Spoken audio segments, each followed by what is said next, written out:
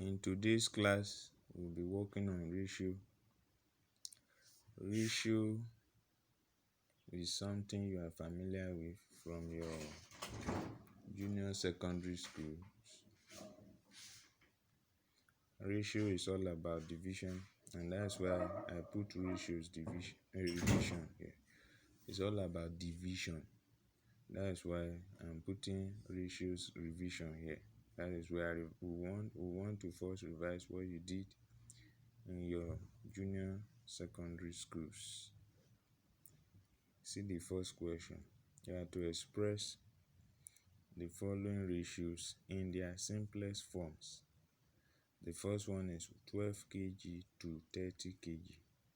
Second one, 75 cm to 1 meter.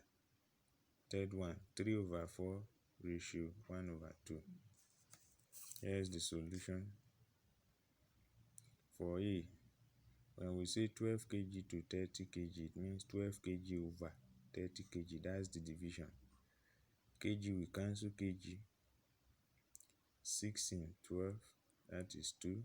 6 in 30, that is 5. Nothing goes again. Therefore, this ratio in its simplest form becomes 2/5. Similarly, for B, 75 cm ratio 1 meter is the same thing as saying 75 cm over 1 meter. You have to convert them to the same ratio. So we convert the 1 meter to cm, and 1 meter is 100 centimeters. Centimeter, we cancel centimeter. 25 in 75 is 3. 25 in 100 is 4. Nothing goes again. Therefore, this ratio in its simplest form is 3/4. For C, 3/4 ratio 1/2. Remember, I told you ratio implies divisions. It's the same thing as saying 3/4 divided by 1/2.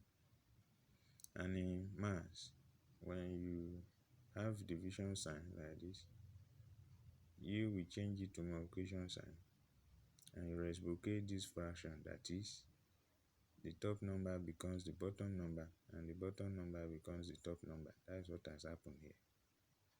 1/2 becomes 2/1. 2 we divide 4 2 times. Then we are left with 3/2. So in a simplest form, this ratio becomes 3/2. Example 2. We are to find the result of increasing the following quantities in the given ratios. We want to increase 160. We want it to be bigger than 160. And the ratio you are to use is 7/4.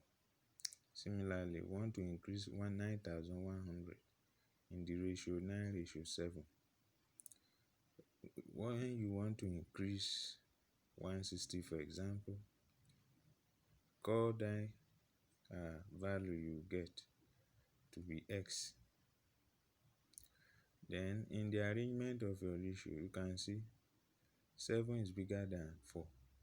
Let 7 be at the top as your x.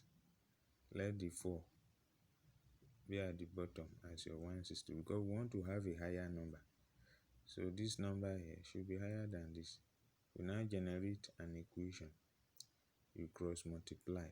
4 multiplies x to give 4x. 7 multiplies 160 to give 7 times 160. Divide through by 4. And x will give you 7 times 160/4. 4 will divide 160 to give 40. 40 times 70 times 7 is 218. You can see the number we have is bigger than 160. There is an increase. That's our target. To increase 9100 in the ratio 9/7, see the new number we want to get, call it y. Then 9/7, 9 will be at the top because what we want to have here should be bigger.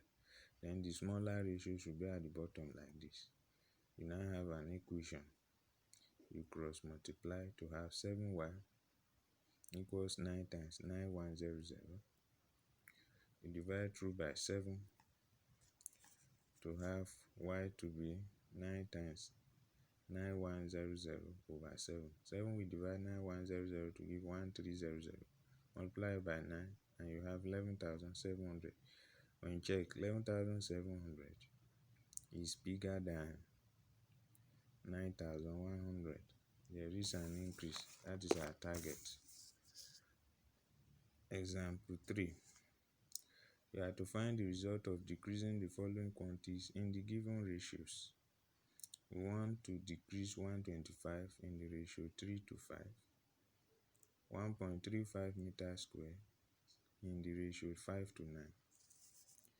If I want this one to become smaller, then the smaller ratio will be up, while the bigger one will be down. Because what we want to have now will be smaller than 125. That's why 3 will be in the same position as W. The 5 that is bigger will be in the same position as W. You can also make 125 to be at the top. Then 5 will be at the top. W will be down. 3 will be down. So let's work with what we have here. Working with what we have here, you cross multiply to have 5W to be 3 times 125. When you divide through by 5, you will have 3 times 25. 5 will divide 1 to 5 to give 25, which is 75 when you multiply this. Similarly, to reduce 1.35 in the ratio 5 to 9, that means the new number we have to get, we call it x. 5 has to be at the top too, which is smaller than 9. Then this one that is bigger will be in the same position as 9. You cross multiply to have 9x to be 5 times 1.35. Divide through by 9 and you have 5 times 0.15. 9 will divide 1.35 to give 0.15. Multiply this and you have 0.75 meters squared. Your answer can be in meters squared. Let's say maybe this is OBJ, and at the end of the day you could not find this. Maybe it's in cm squared. You convert to cm squared. And to cm squared, 1 meter squared is 10,000 centimeters squared. That means you multiply this by 10,000 and it becomes 7,500 cm squared. Example 4. This is what we are given. If 135 ratio x is 3 ratio 5, evaluate x. Remember I told you ratio is division. So 135 ratio x is the same as 135 over x. 3 ratio 5 is the same as 3 over 5. You cross multiply as we've been doing. You divide through by 3 and x becomes 5 times 45. 45 is gotten when you use 3 to divide 135. And x becomes 2 to 5. The last example, number 5. In the last example, here is the question given to you. We are to decrease, that is this example 7 here.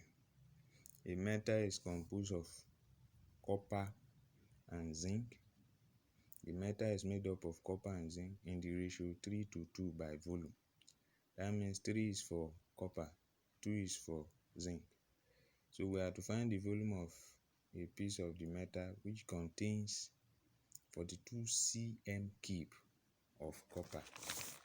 In this case, we need to know the volume of the zinc. Then we'll add it up to that of copper to know the volume of the copper. Since the metal is made up of copper and zinc. Let's call the volume of the zinc x. Then ratio of the volume of copper to that of zinc is 3 ratio 2. For 2 is the volume of the copper given. X is the volume of the zinc we are looking for. That will be that of ratio of that of copper to that of zinc. Remember, ratio is division. You cross multiply to have for 2 times 2 equals 3x. You divide through by x and you have 14 times 2. We got this 14. If you use this 3 to divide 42 to give you 14 times 2, that is 28 cm cube. Now that we've known the volume of our zinc, you can now add it to that of the copper. and you will have the volume of the metal to be 70 cm cube.